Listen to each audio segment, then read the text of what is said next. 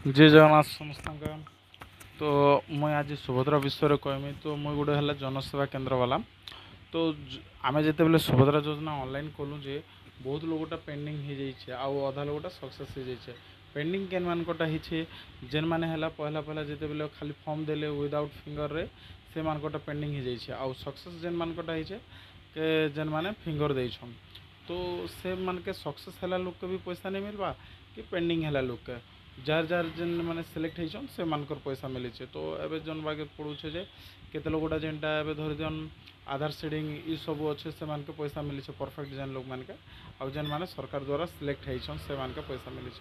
तो सेकेंड कथा हमर जेनटा कहबा अच्छे जे एबे धरि दियन जेन माने आधार सीडिंग भी करिछन मोबाइल नंबर सब गोटे जगह पूरा क्लियर करिछन से मानकर भी पैसा नहीं मिलबा।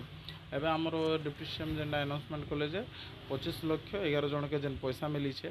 बाकी देखन एबे देखबा के गले 70-80 लाख ऊपर भी कर सारे ना ऑनलाइन से माने पेंडिंग रे रही जाइछन।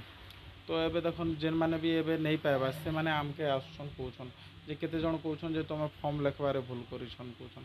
आमे तो फॉर्म नहीं लिखबा से माने लिख कर आनछन बट से मानकर भूल से माने नहीं धरि पारबा आमके ही कहछन। तो सेकंड कहछन चेक कर दियो। तो इन्हें चेक करवा सिस्टम भी आमके नहीं दवा जेनटा आमर जनसेवा केन्द्र जेन सुभद्रा पोर्टाल रे